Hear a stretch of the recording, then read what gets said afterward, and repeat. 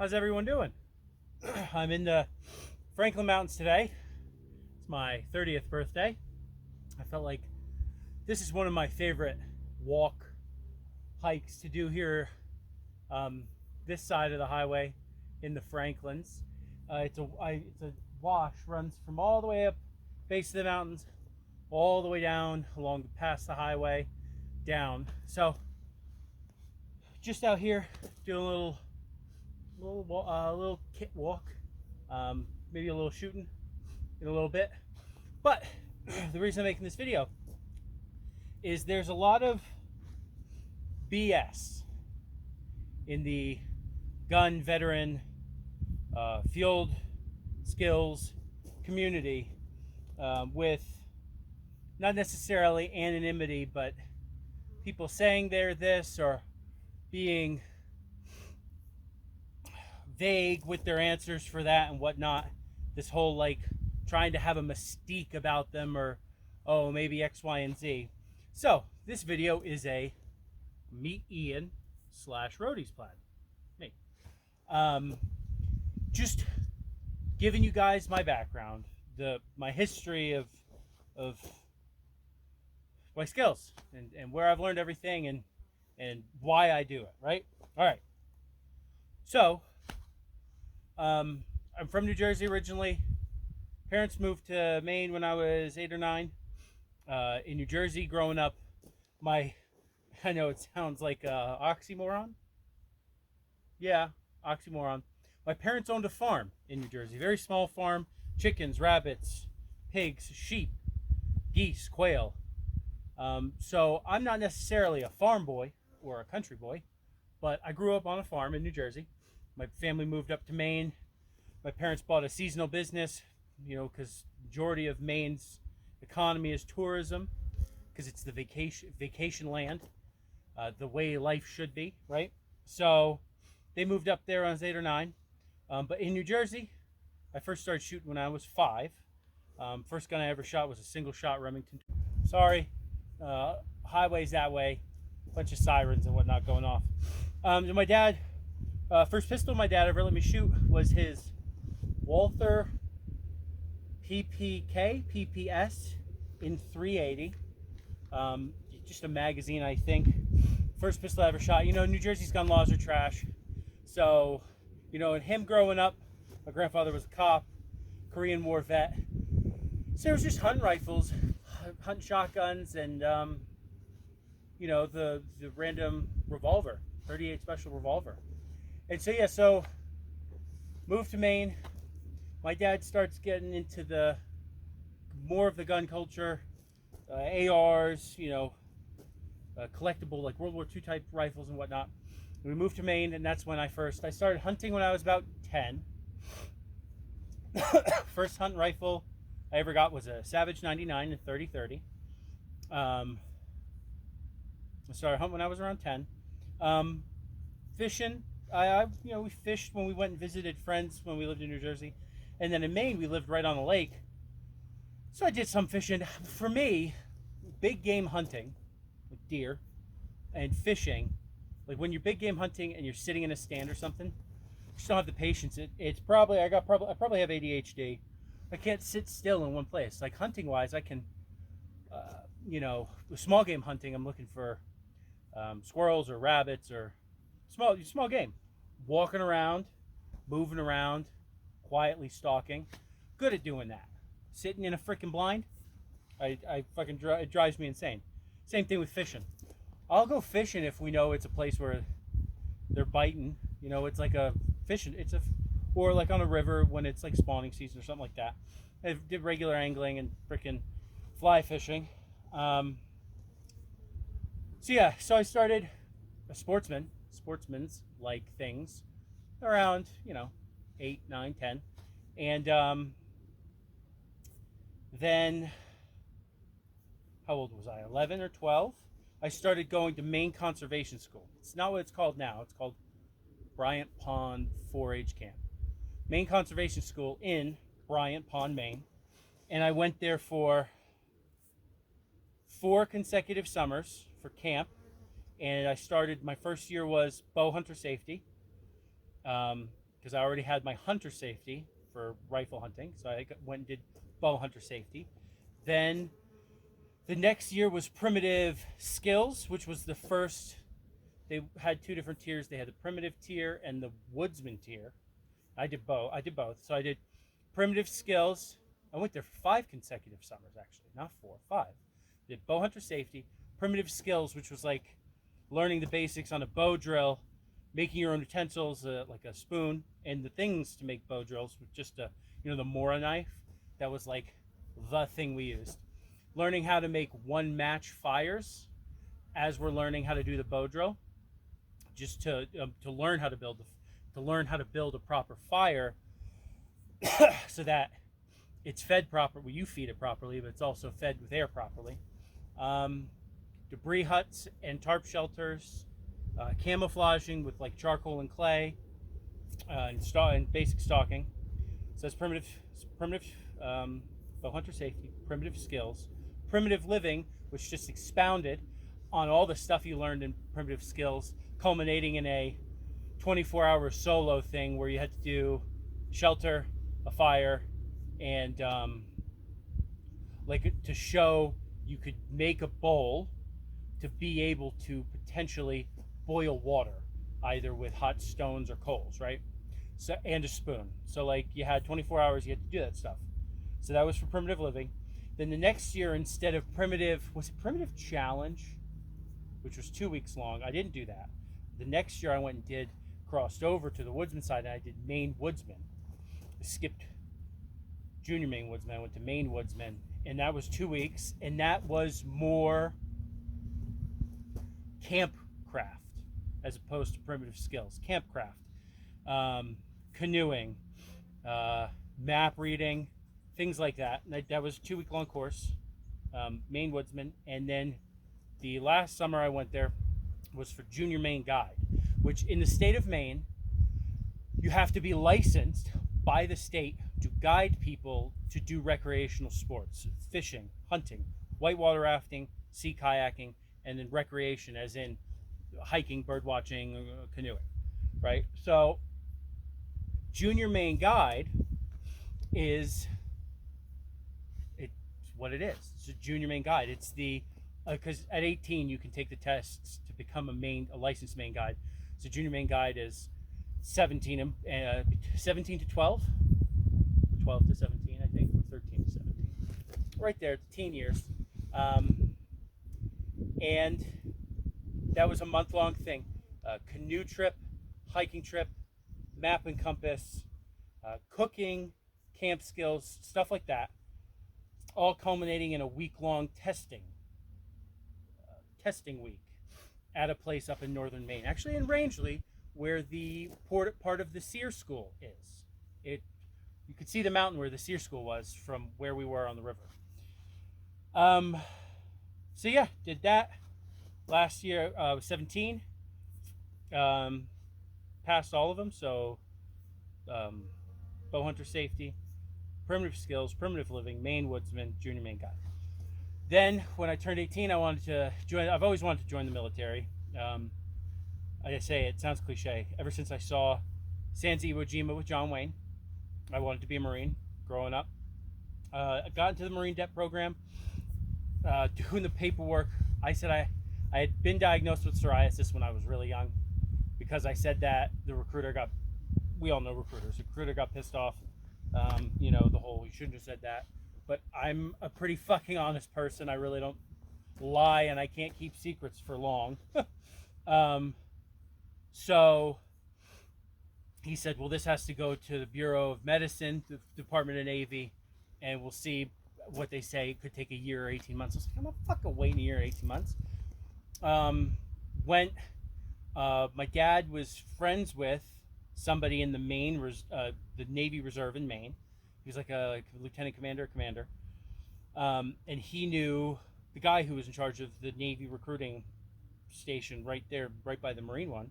And he explained to the I think it was maybe a senior chief, or maybe it was a lieutenant in charge of it. He explained to him my situation. So they brought me in, got to do the ASVAB. then they got me the paperwork to get a waiver. Then this is before all this waiver bullshit that they've had. Like, it was hard. This was 2011. 2011. So it was harder than it is today. So they had to get a waiver, and it had to go to Bureau of Medicine as well. But because it was coming directly, like, down, like, with endorsements kind of, they kind of expedited it. But there was a 2-ish month period there in 2011 when I didn't know if I was going to get into the Navy. I knew if I couldn't get into the Navy, I couldn't, obviously, Marine Corps, I couldn't get into the Army. And there was like a 2-month period there. The summer, I was 18, right after I graduated high school. That summer, I was doing all the process. And I didn't know if I was going to get in. And I was working I was a manager at a driving range. I was working at a country club, because that's what I did for my summer jobs. And I started saving up every paycheck, because I was like, if I'm not going to get into the United States military, I'm either going to find a fucking rabbi to make me Jewish so I can go join the IDF for the 28 months. Or you buy a one-way ticket to Jerusalem and do that. Or buy a one-way ticket to either Paris, and either in Paris or go to Marseille and join the French Foreign Legion. And it, not a joke, not a freaking cliche thing. I was saving up. The flights to Israel one way were about $800. The flights to France one way were about $650. That's what I was saving up for. Got the news end of August. You're good to go. You can join the Navy. You're going to MEPS. So I had wanted to be a Master at Arms, of MP, because when I got out, my plan was to become a cop, or a game warden in Maine. And they didn't have any of those rates open when I first started the process. They were like, it's probably going to be CB or corpsman. And I was like, shit, okay, I wanted to be a Master at Arms, but CB, good qualifications out in the civilian world, corpsman, medical, anything in the medical field, right?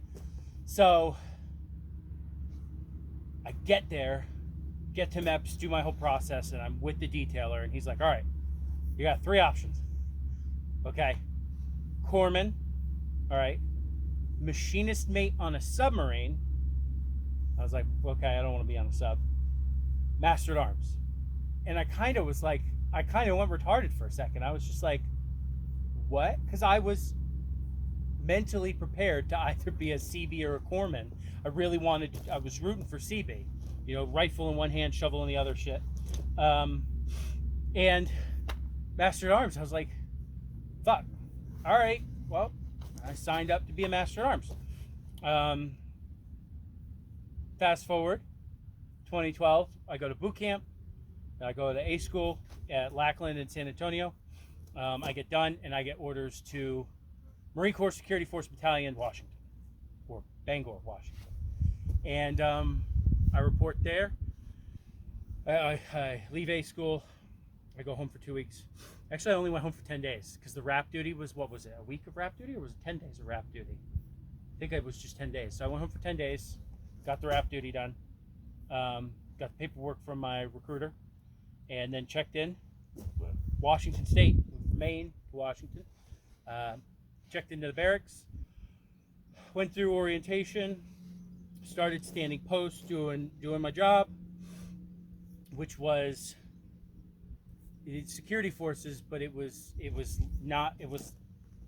less law enforcement. It wasn't really any law enforcement, even though we did law enforcement training, which didn't necessarily pertain to the job we were doing, and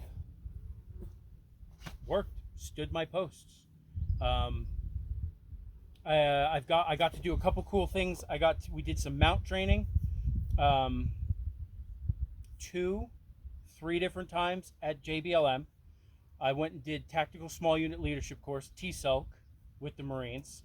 I got to do that at JBLM, and I did the Marine KD range, all the tables except one. We did the moving targets. I forget what table. I only did that known distance range once.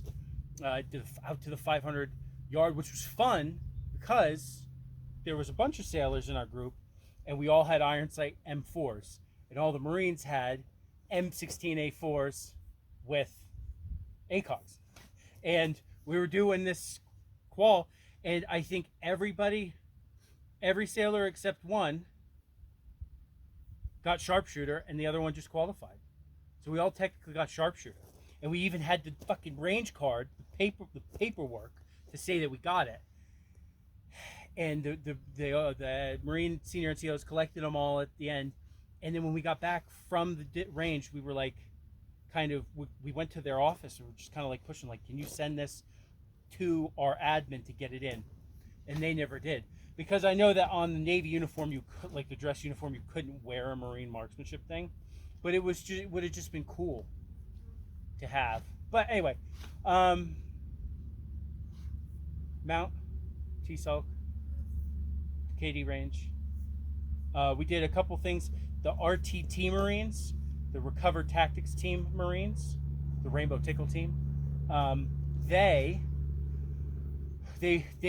went to the Marine Corps CQB course, and then some of them went to the DM, and some of them went to the Breacher course. And we got to do a couple different training things with them, just over CQB tactics. We did go to Kill House, but it was just a shoot house over there, a little ways away from base. We went there a couple times with them with sim rounds, and yeah, that's really it. You know, I got to do a lot more stuff than a normal sailor would, and I became an E3 right when I got to the command, which was an incentive, and we were wearing the Navy Type 3, the AOR 2s. We were wearing those years before it became Navy specific, like everybody in the Navy was wearing it. It was kind of another incentive, like, you get to wear those cool new camis. And me being a dumbass 19-year-old was like, I get to be an E3 and I get cool camis? I'll take those orders. And I did. Well, and so I went there and met my wife there. We were in the same platoon, in the same squad. That's a whole story for another time. I got out. She stayed in. She went law enforcement side as a Master at Arms, so she ended up doing the actual Master at Arms job. I got out. I was hired 6 weeks before I got out by the contract company on base that did the base security. We're part of the base security. So I was hired 6 weeks before I got out. And then I got out and I started and making big bucks. It was awesome. As security, we did everything. We did the gate guard.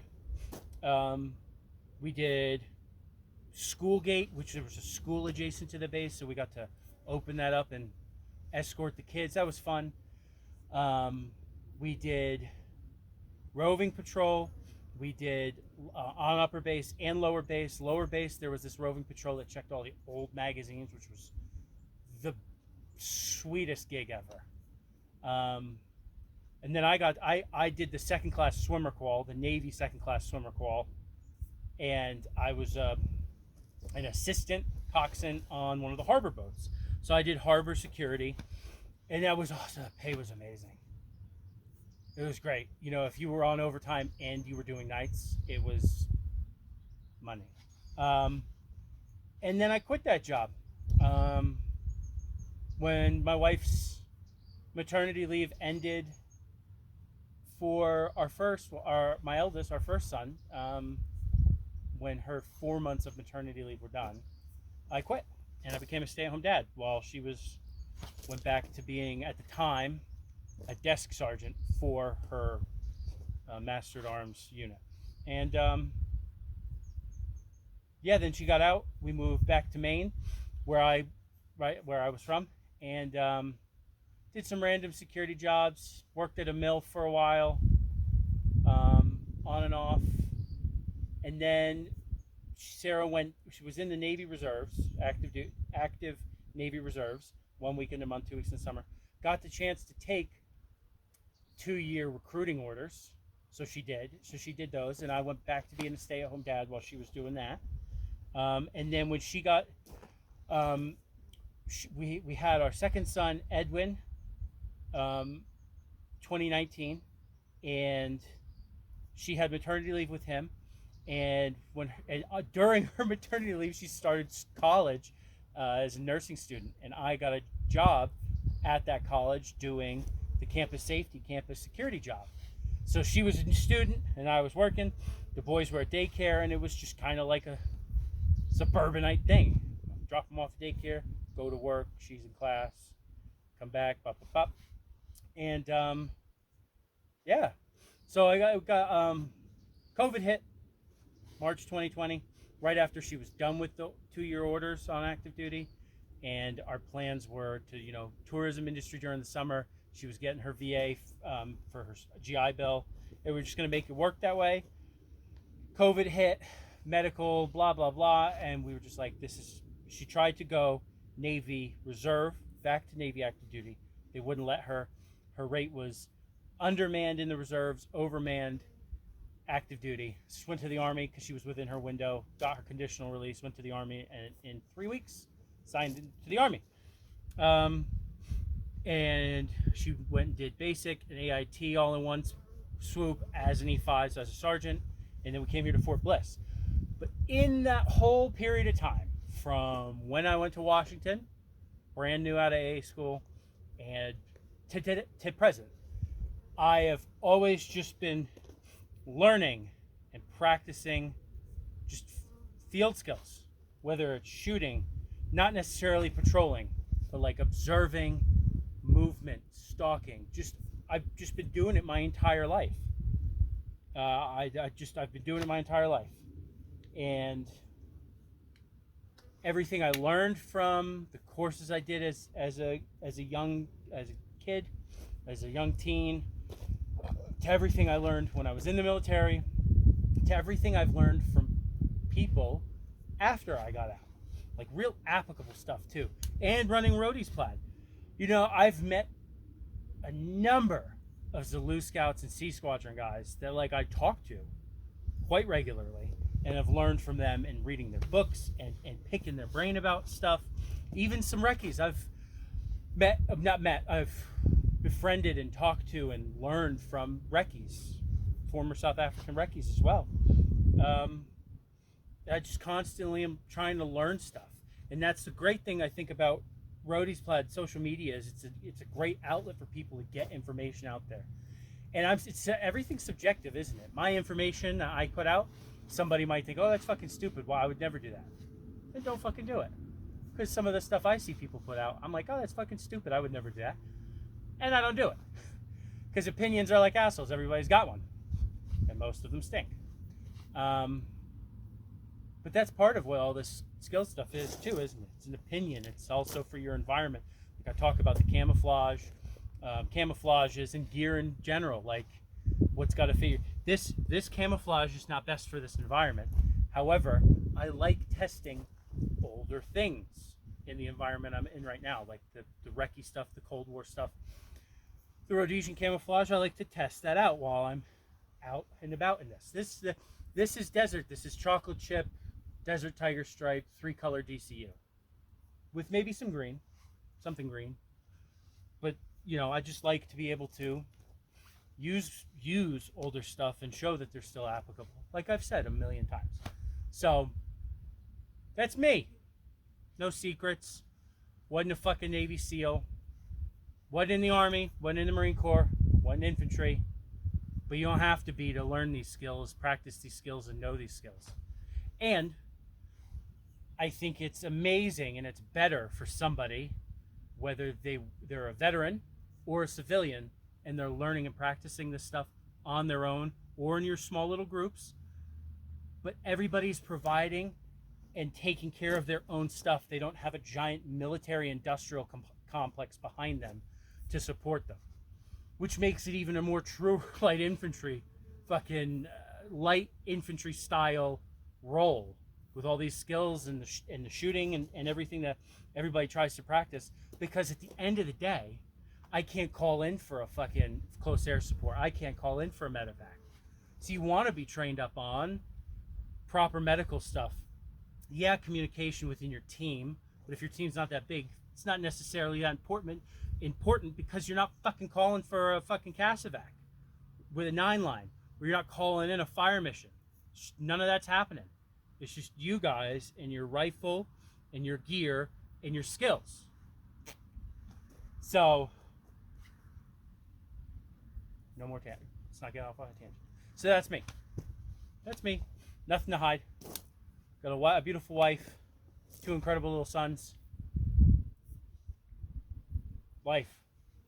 Great. So, yeah, there you go. That's me, guys. Hope you enjoyed the video. If you got any questions, just shoot me a DM on Instagram. There you go. All right. Y'all have a good one.